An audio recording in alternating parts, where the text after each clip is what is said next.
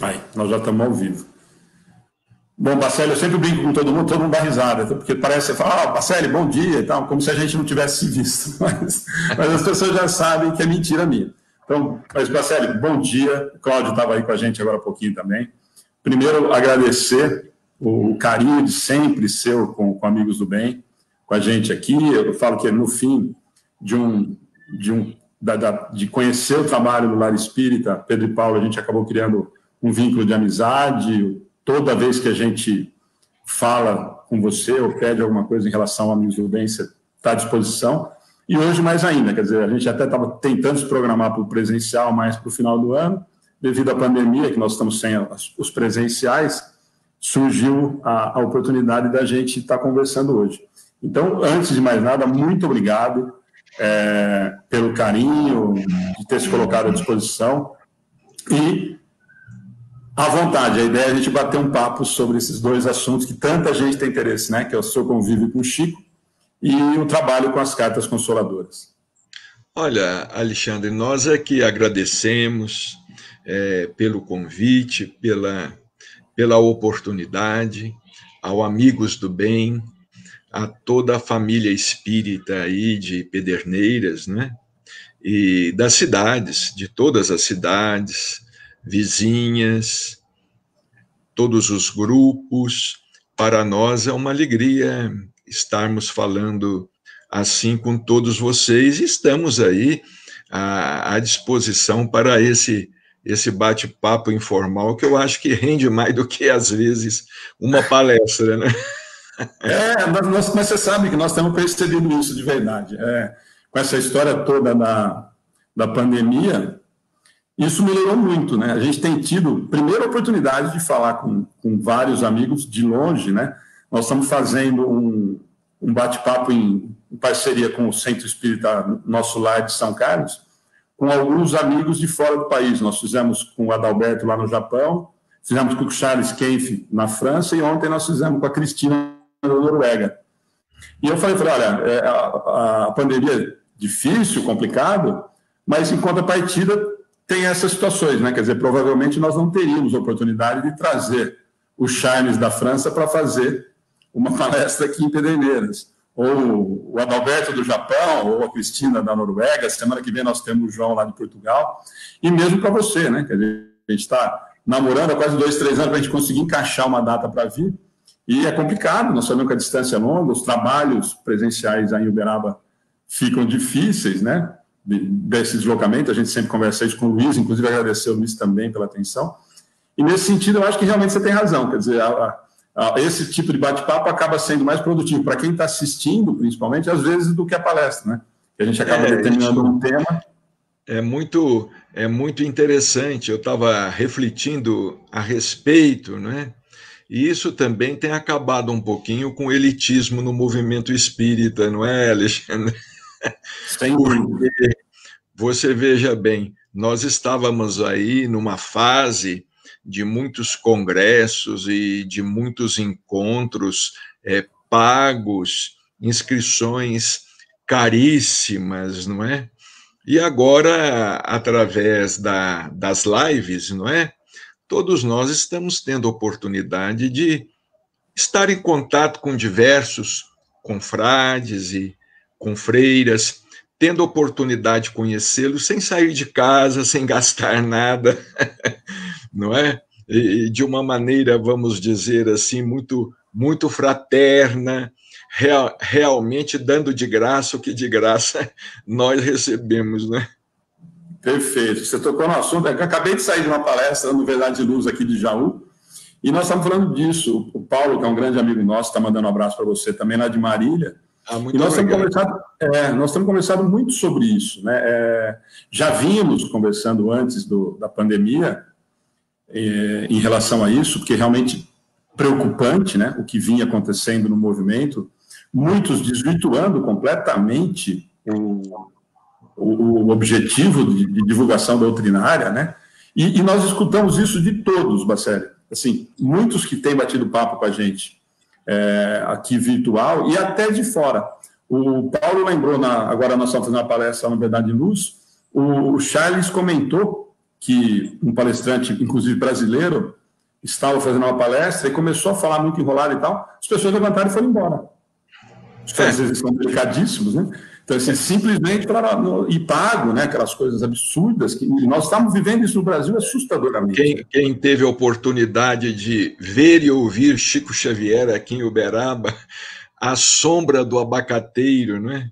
Falando lá na periferia da cidade, num barracãozinho pobre, num pequeno barracão aberto, piso de cimento rústico, ele sentado num banco, a turma em pé, em volta dele, e ele falando a respeito das lições do Evangelho segundo o Espiritismo, interpretando o pensamento de Emmanuel. Sem dúvida alguma, a gente fala em Chico Xavier como sendo o maior médium, né?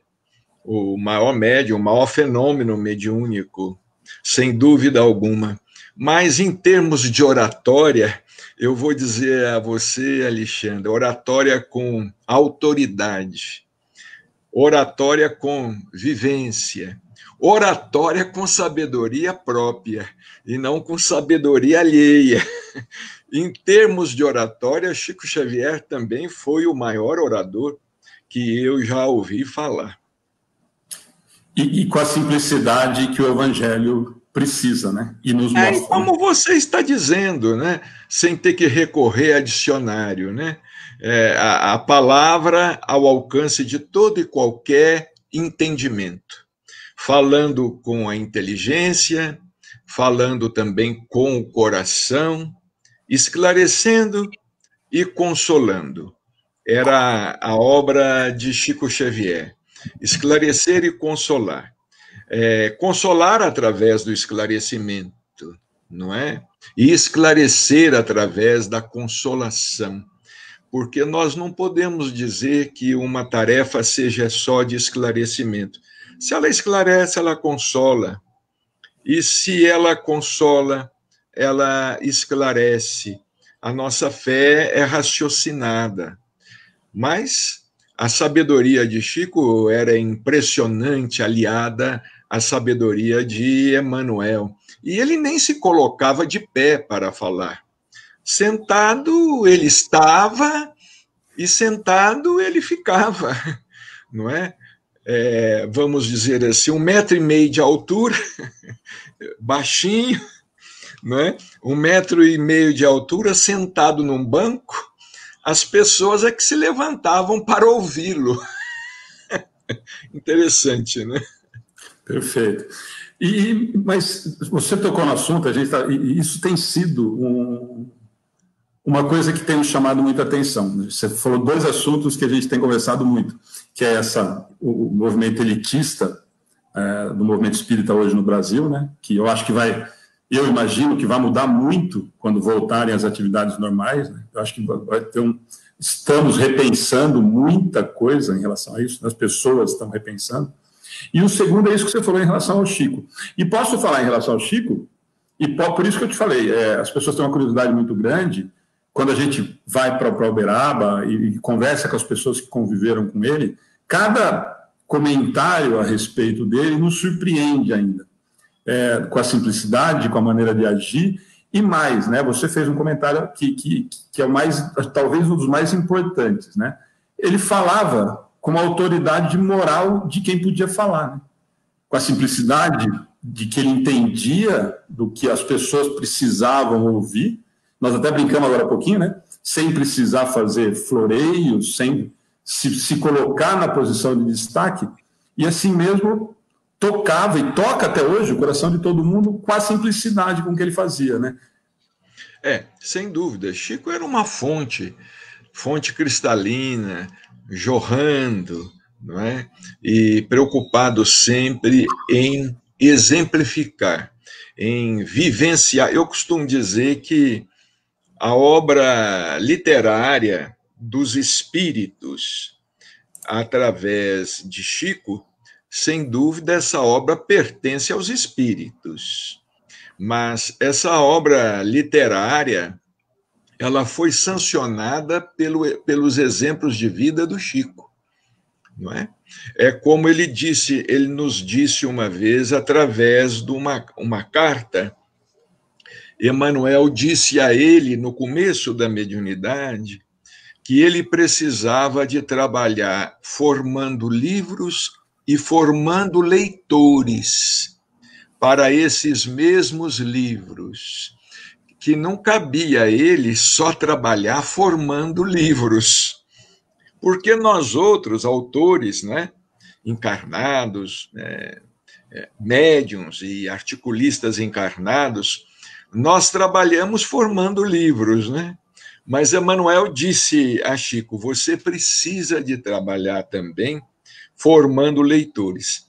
E diz o Chico que ele entendeu desde o começo que para trabalhar formando leitores para os livros dos espíritos, ele necessitaria se esquecer, ele necessitaria renunciar, se anular pessoalmente, para que a obra dos espíritos que ganhasse destaque.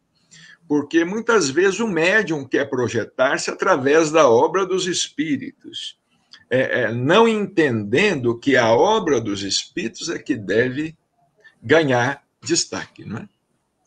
Perfeito. Junto com isso, eu acho que eu já até te contei essa história. A primeira vez que eu fui com a Ana a Uberaba, nós fomos conhecer o lar e fomos. A Ana não tinha ido ainda à casa de Chico e ao centro, né? Quando nós fomos ao centro, nós ficamos surpresos. Primeiro, nós fomos na casa conhecer, a Ana não conhecia, batemos papo, assistimos e tal. E nós estávamos, na verdade, com a intenção de começar o Amigos do Bem, as palestras e tudo mais. E falei, e fomos até Uberaba para conversar, e daí fomos na casa, tinha bastante gente, foi num carnaval, e depois nós fomos lá na Casa da Prece. Falei, vamos cedo, que vai estar muito cheio, né? Então, e fomos no Evangelho no sábado à tarde. Tinham 3 pessoas. E tomamos um susto com o espaço, né, cimentado, banquinho de madeira, do mesmo jeito. E assim, todas as pessoas falando o tempo inteiro, por que é assim, né? Foram dúvidas que foram criadas, pediram para a gente voltar à noite, nós voltamos, participamos do Evangelho, e ficou essa dúvida, né? Nós saímos à tarde de lá, e a Ana aí conversando, falei, nossa, tudo tão simples ainda, né? A gente está acostumado com outros centros hoje vultuosos, né? Grande. E aí, à noite, as respostas vieram no Evangelho. Porque Chico queria assim, olha, o cimentado, porque a criança podia fazer xixi, é mais fácil de limpar. E isso nos tocou de uma maneira tão grande, inclusive em relação à atividade. Nós vamos montar o centro, e nos falaram durante a reunião coisas que nós não tínhamos nem comentado. E isso me chama muita atenção. Por exemplo, por isso eu vou vincular para você bater um papo com a gente nesse sentido, eu percebo muito isso lá no lar, aí com vocês. A simplicidade ainda do ambiente e das pessoas que estão trabalhando, os oradores que participam do Evangelho, e eu tive o prazer de participar uma vez, e assistir várias outras, continuam ou nos passam uma simplicidade muito grande que nos remete muito a esse trabalho. Isso foi pensado, Baceli, ou isso é uma coisa que aconteceu naturalmente por conta da convivência com o Chico, porque me tocou muito, me parece muito semelhante esse cuidado com a simplicidade, esse cuidado com o não glamour, né? Não, o Chico sempre nos deu esses exemplos, essas orientações, e, aliás, a própria doutrina, né? A própria doutrina nos fala, o próprio Kardec, não é?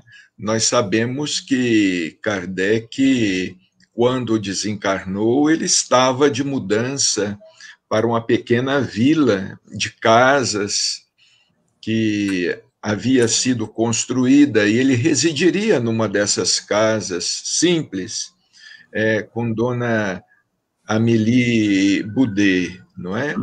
E todos os grandes pioneiros da doutrina espírita, Dr. Bezerra de Menezes, o médico dos pobres, não é?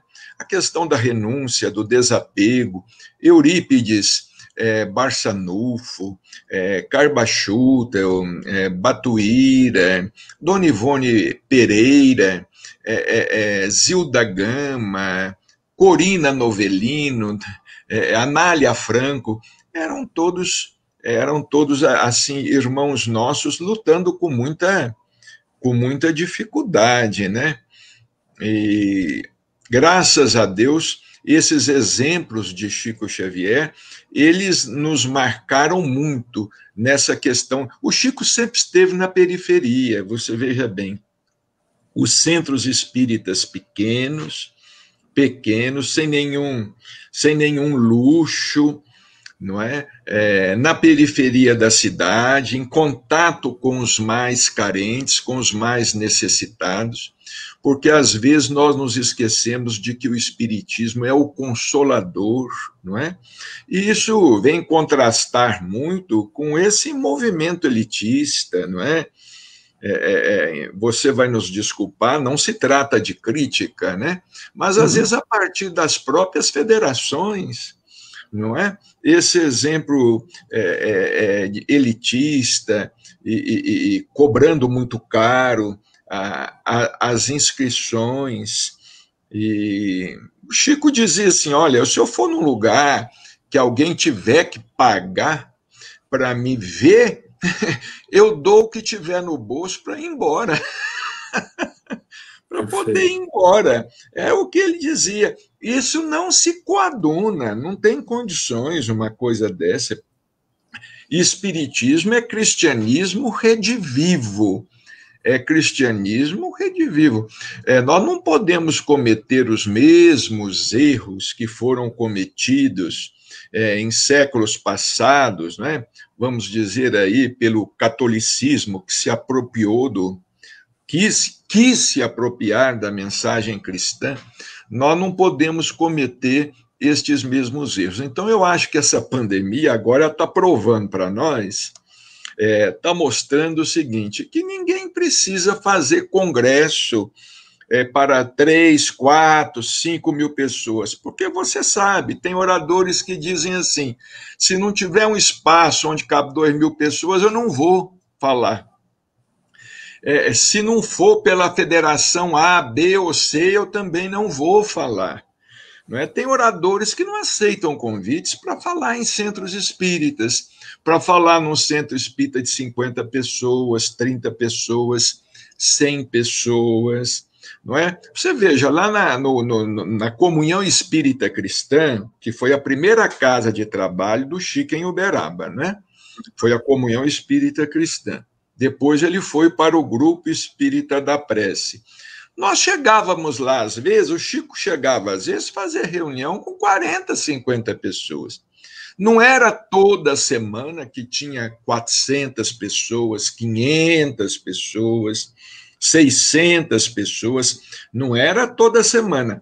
Esse movimento maior de pessoas, ele começou depois do Pinga Fogo, em 1971, que aí o trabalho do Chico passou a ser mais conhecido nacionalmente.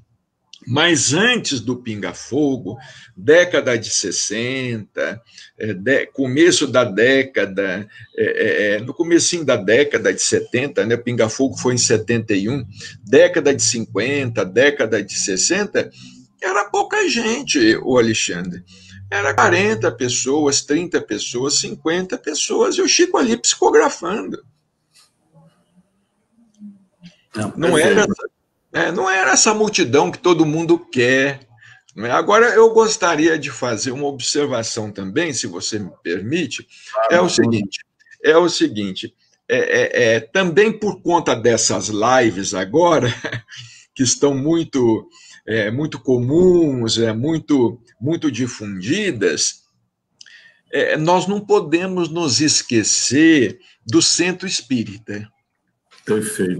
Nós não podemos nos esquecer do centro espírita, porque o centro espírita é ali aquela linha de frente, onde nós estamos ali no combate cotidiano, aquela coisa toda. Não vamos abandonar os centros espíritas que precisam da nossa presença. assim que for possível, vamos voltar aos centros espíritas, às nossas reuniões nos centros espíritas, a evangelização da criança, a mocidade espírita, o trabalho da sopa, o trabalho assistencial, da assistência fraterna, o trabalho da reunião mediúnica de desobsessão. Vamos voltar ao centro espírita, né? Porque tem muita gente que possivelmente vai se acomodar agora, né, Alexandre? Eu não preciso ir mais no centro espírita, eu vou ver tudo pela internet. Mas aí a gente se esquece de uma coisa: o centro espírita precisa de nós, né? Nós precisamos do centro espírita, mas o centro espírita, o grupo espírita também precisa de nós, porque tem muita gente que não lida com computador, não lida com a internet, muita gente que precisa de um passe, precisa de uma orientação direta, porque aqui somos apenas nós falando e as pessoas ouvindo. No centro espírita a gente vai ouvir. É onde o Chico ia no centro espírita para ouvir as pessoas, não é? Nós não podemos ficar aqui só na tribuna, falando, a tecnologia, essa coisa toda. Aqui nós não ouvimos quase as pessoas, não é? Perfeito. Mas isso você sabe que a história, esse assunto que você tocou agora, nós até demos risada um tempo atrás, porque mesmo antes da pandemia, nós temos um público muito grande no estudo, até uma surpresa para a gente quando a gente fala isso para algumas pessoas. Nós temos muito mais gente no estudo virtual do que na palestra, por exemplo. E eu sempre disse no estudo isso que você acabou de falar, mesmo antes da pandemia. Eu falei, gente, parece que nós estamos indo contra o que nós estamos fazendo. Eu estou fazendo uma transmissão, mas vá à casa espírita que você gosta, que você frequenta, independente das transmissões. E aí até brincaram, até alguns amigos que acompanham sempre a gente, que na época falaram, mas então você não quer que a gente fique aqui? Eu falei, lógico que eu quero, estou fazendo a transmissão, vou participar. Mas a casa espírita, isso que você acabou de falar, nós falamos isso muitas vezes no estudo. Primeiro, que o contato, nós estamos sentindo uma falta absurda das portas estarem fechadas. Nós atingimos mais pessoas, mas, em compensação, nós não temos nenhum tipo de contato, né? Nós não estamos conseguindo abraçar ninguém, falar com ninguém. Por isso que eu te falei da simplicidade aí do Pedro e Paulo e da Casa da Prece, porque é o fato de você sentar, de você conversar, de você abraçar, de você sentir principalmente o ambiente, né, que você está convivendo. E isso a gente falou essa vez no estúdio, e aí alguns falavam, mas então você não quer mais que a gente assista? Eu falei, não, gente, claro que a tecnologia é fantástica. Isso que nós estamos fazendo hoje, se não tivesse, nós não poderíamos estar fazendo. Então, mas voltando às atividades, nós temos que tomar um cuidado muito grande com isso, para que isso não se transforme, e isso não vai substituir o centro, né? Nós podemos fazer isso também no centro espírita. De repente, nós podemos programar uma palestra com um companheiro de longe, sem ter essas despesas, que a gente sabe, tem muita gente que não tem condições de fazer uma viagem longa, não é? Porque tem despesas, não é? Pegar um avião, ou mesmo de carro, tem despesa com combustível, tem muitas despesas, e tem pessoa que às vezes não pode se locomover com facilidade, tem problemas profissionais, questões familiares, muita gente não pode se locomover com facilidade. De repente, nós podemos ter uma palestra num telão, não é verdade? De um companheiro fazendo para nós ali. Eu fico pensando como seria bom Chico Xavier nos dias de hoje, né? Não é? Chico Xavier nos dias de hoje. O Chico era meio avesso, assim, ele era meio avesso a repórter, mas ele tinha as razões dele, né? Ele era meio avesso a repórter, a jornal, a televisão, a gravador, porque deturpavam muito o que ele falava. Não é? Tanto é assim que o Chico Xavier, A Sombra do Abacateiro, aquelas lições não eram gravadas. Naquela época, né? Final da década de 70, começo da década de 80, era muito difícil ter um gravador. Gravador custava caro. Quer dizer, aquilo tudo eu anotava na hora que ele estava falando, porque eu sentava pertinho dele ali, colocava o caderno no joelho, e ele ia falando devagarzinho e eu ia anotando tudo, né? Mas eu fico pensando como seria bom o Chico Xavier nos dias de hoje, né? Com essa facilidade toda. Que maravilha, né? A gente sente tanta falta de mais informação a respeito do Chico, não é? Temos Sim. aí já muitas biografias, mas a gente gostaria de ter cada vez mais, não é? Mas é por isso que eu te falei, todas as vezes que a gente conversa, e é inevitável, ainda bem, né, que é inevitável, é difícil. Eu falei isso com o Charles lá na França, porque existe, e você sabe disso, né, por incrível que pareça, existe dentro do movimento espírita, dito movimento espírita, que eu não gosto muito dessa palavra, questionamentos em relação a isso, ou a não valorização real e devida ao trabalho de Chico dentro do movimento espírita. Aliás, o espírito, na minha humilde opinião, o movimento espírita brasileiro, o espiritismo no Brasil, é o que é devido ao pontapé do Chico. Não estaríamos hoje falando eu e você aqui, provavelmente na internet, para quase 200 pessoas, se nós não tivéssemos o exemplo de Chico e a divulgação da doutrina espírita com essa essência pura, com essa leveza que nós começamos a bater o papo, né? Então, assim, é muito importante quando você fala, e por isso que eu falo, tem várias biografias, mas várias biografias de muita gente que provavelmente não conviveu ou não teve intimidade. O dia que nós conversamos, todas as vezes que a gente conversa com o John, eu me sinto muito bem, porque é uma forma carinhosa, como você fala, como a Célia fala, e não simplesmente do mito Chico Xavier. Eu acho muito importante, quando a gente conversa disso, para que as pessoas entendam, ou tentem entender o Chico como o homem Chico Xavier, né? O exemplo dele de vida, não o escritor, não o médium, né? O exemplo que você deu agora há pouco, quer dizer, eu sentava para falar e você escrevia o que você achava, ele nunca se preocupou em passar para alguém alguma coisa para se valorizar, muito pelo contrário, as informações que a gente tem dessas biografias das pessoas que conviveram era sempre o contrário, né? Era o mínimo de exposição possível, que você acabou de falar, era averso a jornalismo em relação a tudo isso.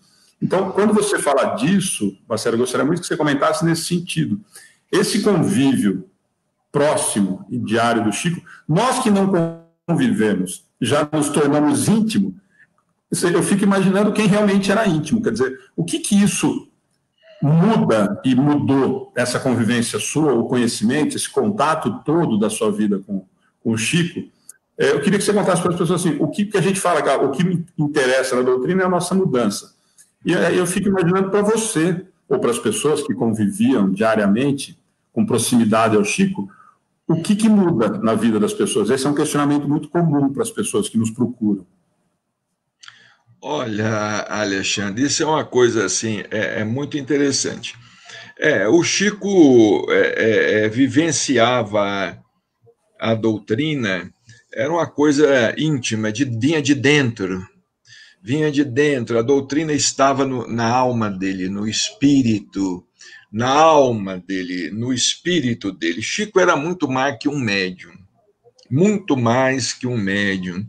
Ele tinha uma preocupação muito grande com a doutrina, com a divulgação da doutrina. Ele tinha uma preocupação muito grande com a aplicação da doutrina, uma preocupação em que a mensagem não fosse desvirtuada e que a doutrina continuasse fiel aos seus princípios. O Chico acompanhava. Eu também não gosto dessa palavra movimento espírita, eu também não gosto dessa palavra, né? Mas o Chico acompanhava o espiritismo, todo o que acontecia no Brasil todo, e através de jornais, revistas, cartas, ele sabia de tudo, acompanhava tudo, se preocupava com tudo, é como se fosse um comandante em chefe acompanhando tudo, observando tudo. Agora, eu noto assim que, infelizmente, a doutrina em muitos de nós, ela tem um efeito assim teórico. Ela tem um efeito teórico, ela não tem um efeito prático. É como diz o doutor Inácio Ferreira, a doutrina fica na epiderme, fica na pele, não é? Nós estamos tentando colocar a doutrina em nós de fora para dentro. No Chico, a doutrina vinha de dentro para fora. Essa que é a grande diferença. Nós estamos tentando absorver a coisa por osmose. É por isso que a gente vê, nós todos aí, sendo muito superficiais. Nós, às vezes, somos muito superficiais, até no conhecimento, viu, Alexandre?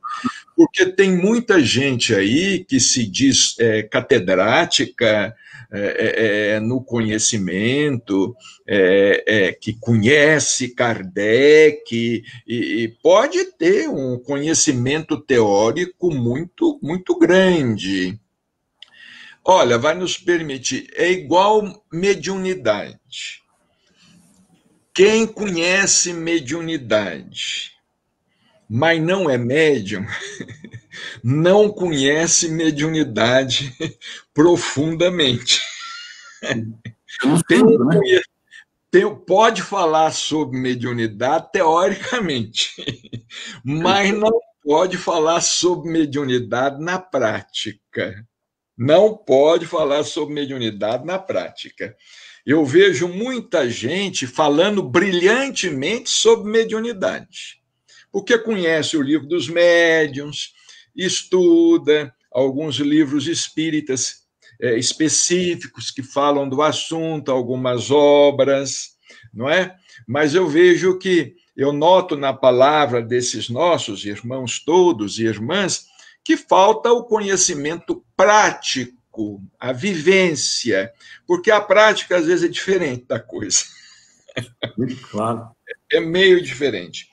Então, o Chico Xavier, ele nos ensinava como colocar o espiritismo em prática. Você falou aí do Chico Xavier, homem, não é? Chico Xavier, ele vivenciou tão bem a humanidade dele. Uma vez eu escrevi que Chico Xavier, ele não era um anjo fazendo o trabalho de um homem, mas ele foi um homem fazendo o trabalho de um anjo. Não é? Então é isso, Alexandre. As pessoas, interessante que existem pessoas que combatem Chico, você sabe disso, né? Por isso que eu toquei no assunto. Dentro do próprio movimento, né? Tem aqueles que combatem a obra de Chico, tem quem combate a obra de André Luiz, tem quem combate a obra de Emmanuel, tem quem questiona as posturas de Chico Xavier, as opiniões de Chico Xavier. Mas eu vou te dizer, para mim, essas pessoas todas são pessoas que têm medo. São pessoas que têm medo. Elas não são capazes de renunciar, como Chico Xavier renunciou. Então, elas têm medo de Chico Xavier porque têm medo dos exemplos de Chico Xavier. Quer dizer que, então, eu tenho que ser humilde assim? Tem. Se você quiser, tem. Agora, você tem livre-arbítrio. Não quer ser, problema é seu. Mas o Chico é um modelo. O Chico é um modelo. Quer dizer que eu tenho que renunciar tanto assim? Tem. Se você não quiser, o problema é seu. Mas o Chico veio também para dar exemplo. Perfeito. E muito, você tocou num assunto que a gente conversa muito também, muito é isso, né? Como é que eu faço, né? Porque por isso que eu citei agora há pouco, talvez o maior exemplo que nós temos de doutrina espírita, se nós temos lá no Livro dos Espíritos, V de Jesus, para nós temos que usar esse sentido, V de Chico. E aí fica complicado, né? Não complicado, a gente sempre diz assim, claro, nós não temos ainda, eu pelo menos, Alexandre, não tenho pretensão de ser o Chico Xavier. O que a gente sempre diz é que eu quero ser o Alexandre que está tentando copiar ou seguir o exemplo deixado por Jesus, por Chico, por Kardec, por quem nos dá as orientações. Agora, fica complicado, realmente, você tocou no assunto muito interessante, porque dentro desse dito movimento espírita, que eu não suporto essa conversa fiada, é muito nesse sentido, quer dizer, muitos dos que criticam, e talvez nós estejamos pensando e falando das mesmas pessoas, não se colocariam na situação de abrir mão, por exemplo, de várias coisas. Você citou agora há pouco os grandes simpósios e alguns oradores que não fazem palestras em casas espíritas. Eu ouvi isso de uma assessora de um palestrante.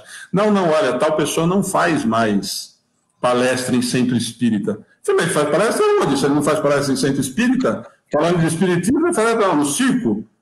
É exatamente isso, quer dizer, e essas pessoas é que criticam, e muitas vezes, não que a gente não deva questionar, não sei se você concorda comigo, Marcelo, eu acho que nós temos que questionar sempre, levar à razão todas as obras, inclusive a própria codificação.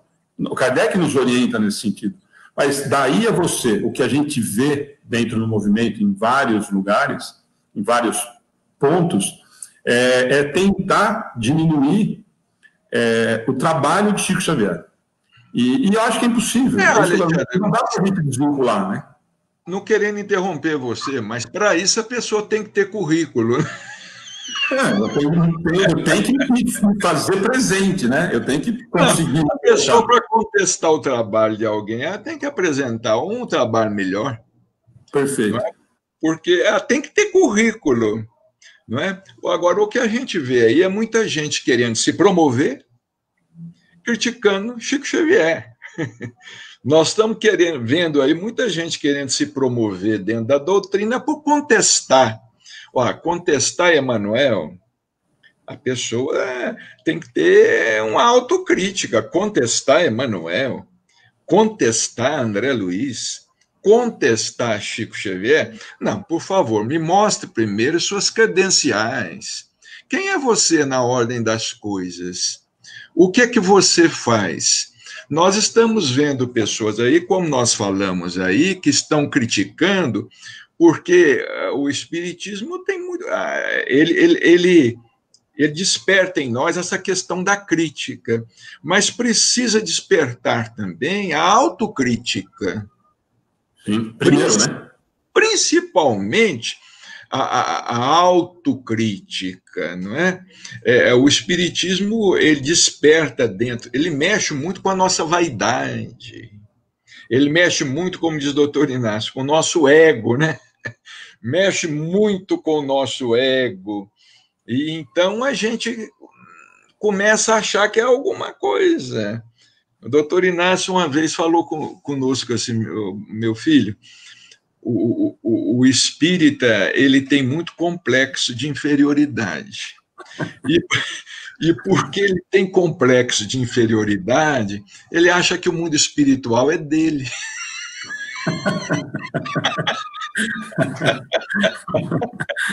Boa, muito bom. Nós achamos que o mundo espiritual tem que ser como nós queremos que ele seja. Já que nós não temos maioria em nada aqui na Terra, pelo menos no mundo espiritual eu mando.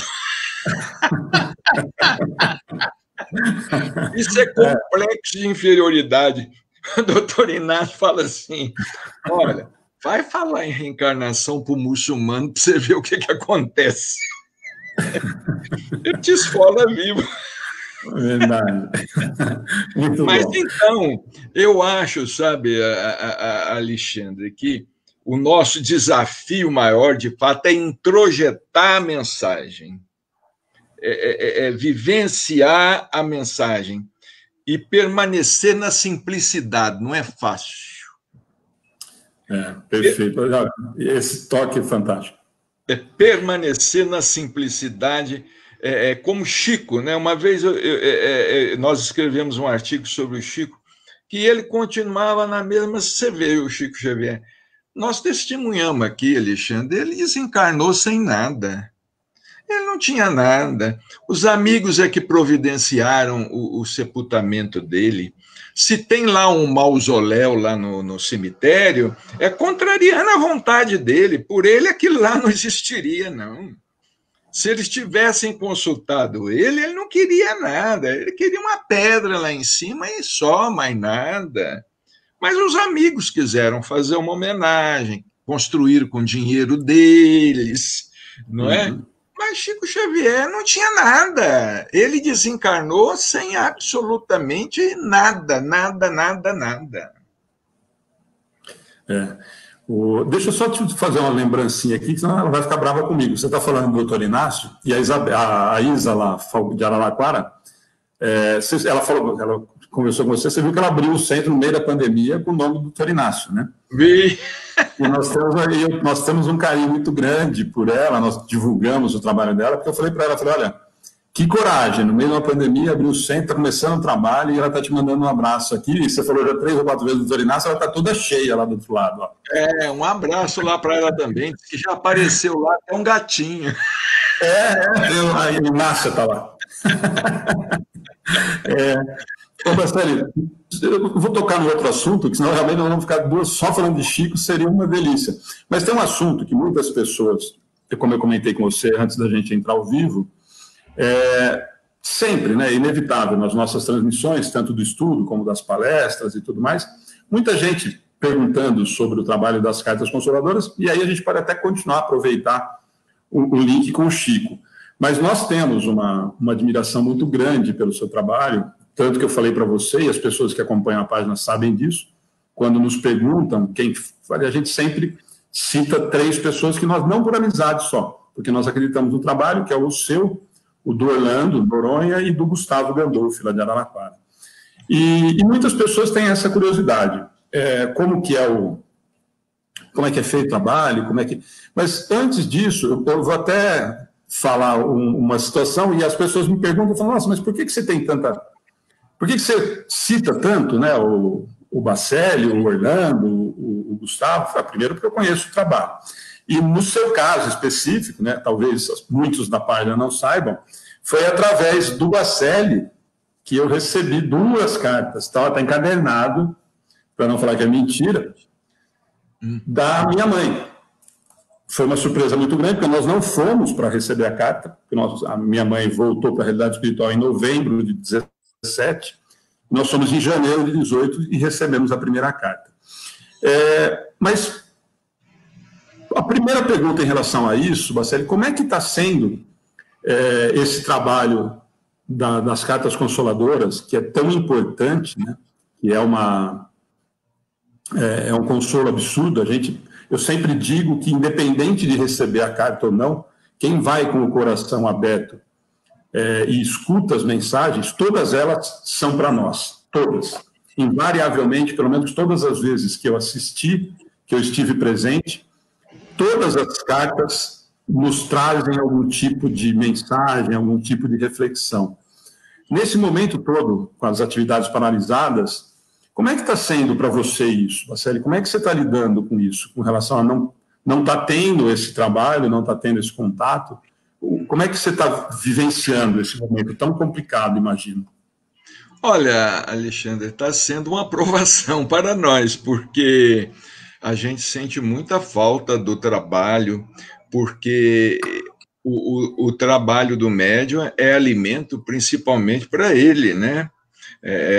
Para ele mesmo, e nós estamos sentindo muita falta deste trabalho. Mas aqui no caso nosso, especificamente, você sabe, aqui no Lar Espírita Pedro e Paulo, nós temos 25 idosos. A turma de risco, né? Eu também estou dentro da turma do grupo de risco, né? Mas nós temos aqui 25 idosos de ambos os sexos, não é? Acamados, alguns com alimentação parenteral, não é? Alguns perna amputada, cadeira de roda, com problema sério.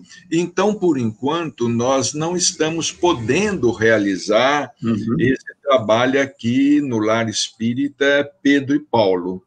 Nós estamos esperando aí que essa pandemia possa ser controlada, estamos esperando aí, vamos dizer, temos confiança que dentro de mais 2 meses e pouco, nós possamos já voltar com as nossas atividades públicas, né? De psicografia, porque aqui é no sábado e no domingo, pela manhã, não é? E sempre com a participação de muita gente de outras cidades, de outros estados, não é? Então, por enquanto, nós não estamos realizando essa tarefa da psicografia, não é? Mas já estamos retomando outras atividades. Lá na Casa Espírita Bittencourt Sampaio, que é a casa-mãe, não é? Onde nós começamos, estamos lá há 51 anos, lá na Casa Espírita Bittencourt Sampaio, as reuniões públicas já foram retomadas, seguindo o protocolo, álcool gel, máscara, distanciamento, um número menor de participantes, mas já retomamos lá as nossas tarefas lá no Bittencourt Sampaio. Joia. Bacelli, com relação às cartas, sempre surge uma dúvida, né? Eu vou fazer um comentário que a gente ouve muito, e eu, inclusive quando eu bati um papo online com o Orlando, pessoalmente a gente já tinha falado sobre isso, inclusive fizemos um videozinho pequeno, porque há pouquíssimo tempo atrás, você lembra de toda aquela história do médium que teve um problema e tudo mais? Então isso surgiu, levantou um questionamento muito grande, e você deve ter passado por esse tipo de questionamento, ou alguns questionamentos e críticas em relação a isso. Muitas pessoas não conhecem o trabalho das cartas consoladoras, da psicografia, né? E muitos, quando surgiu esse problema com esse médium, mas ele fazia entrevista, ele pegava os dados na internet, e eu gostaria que você, eu poderia contar por mim, porque eu já passei por você e recebi a carta através disso, mas eu gostaria muito que você falasse, e depois eu vou fazer o relato do que eu vivenciei, tanto com você como com os outros lugares que eu acompanho. Como que é feito esse trabalho das cartas, Bacelli? Porque muitos criticam, inclusive dentro do meio espírita, não, mas... Bom, primeiro, você falou que tem gente que critica o Chico, o Emmanuel, o André Luiz dentro do movimento espírita, tem gente que diz que não precisa ter carta consoladora, isso me arrepia o cabelo, né? Se eu não acredito em psicografia, o que eu estou fazendo dentro da doutrina espírita? Mas tudo bem, isso é papo para uma outra hora. Mas eu gostaria muito que você contasse para as pessoas que não conhecem como que é feito. Muitos, quando surgiu esse problema, mas também tem uma entrevista, ele anota todos os dados, então fica muito fácil, como surgiu o caso desse específico que tinha as informações na internet, não batiam com o Facebook, com redes sociais, enfim. Como que é feito o trabalho no lar hoje, Bacelli? Hoje não, né? Olha, Alexandre, cada médium tem uma característica, mas eu gostaria de começar a responder citando Paulo aos Coríntios. A profecia é para os que creem e não para os que descreem. Porque aqueles que não querem crer, eles vão arranjar um punhado de coisa para não crer. A profecia, ou seja, a mediunidade, é para os que creem, e não para os que descreem. Agora, um outro erro muito comum que acontece com as pessoas em geral, e principalmente com os médiuns de psicografia, é querer ser igual a Chico Xavier. Chico Xavier é o concurso. Nós não podemos nos comparar a Chico Xavier. Eu não posso me comparar a uma unha de Chico Xavier. E acredito que não há nenhum médium que, em sã consciência, possa se comparar. Nós não podemos dizer, com Chico Xavier era assim, com fulano é desse jeito. Chico Xavier era Chico Xavier, não é? Agora, nós somos médiums comuns. E vamos dizer assim, nós estamos a serviço do mundo espiritual. E devemos estar a serviço do mundo espiritual sem qualquer outro interesse. Sem pensar em autopromoção, sem pensar em projeção, sem pensar em aplauso, sem pensar em destaque, sem pensar em absolutamente nada disto. O Chico dizia o seguinte, ele falando assim a respeito dos livros mediúnicos, ele falava assim, olha, o médium, ele é como alguém que cultiva produtos na sua horta. Ele colhe os produtos que cultiva na sua horta e leva ao mercado. As pessoas escolhem o que querem comprar. As pessoas escolhem o que querem comer. Eu estou cultivando produtos na minha horta. E esses produtos estão sendo, essa mercadoria, esses produtos estão sendo expostos. As pessoas devem observar, analisar. Quem quiser, adquire. Quem não quiser, adquire. Agora, isso é variável, é muito variável de médium para médium. Por exemplo, o doutor Odilon Fernandes. Eu aprendi muito mediunidade com os livros do doutor Odilon Fernandes. Nas obras do doutor Odilon Fernandes, ele deixa isto muito claro. A tarefa da mediunidade não é só do espírito, é do médium também. A tarefa da sintonia mediúnica, do intercâmbio, não é uma tarefa que só pertence ao espírito, porque o médium não é um toco, não é um pedaço de pau.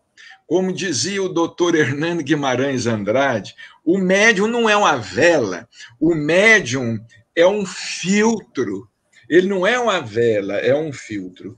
Então, o médium, para que ele trabalhe mais seguro, para que ele trabalhe com mais confiança nele, porque às vezes falta essa confiança em nós, que somos médiuns incipientes, às vezes falta essa confiança em nós. Nós precisamos de ter um certo contato com os espíritos e com a família. Com a família dos espíritos que estão ali, nós precisamos de ter esse contato inicial. Isso não significa que nós vamos investigar vida de alguém na internet, investigar, como alguém aí disse, né, acusando outro companheiro, né, que investigou vida de fulano na internet, que buscou dados não sei aonde. Por exemplo, existem muitos fenômenos numa carta mediúnica. Existem nomes que são citados, que às vezes o próprio familiar desconhece no momento. Às vezes o espírito que dá a mensagem assina com a sua própria caligrafia, com a sua própria letra. Às vezes o espírito toca em assuntos que não foram ventilados pelos familiares.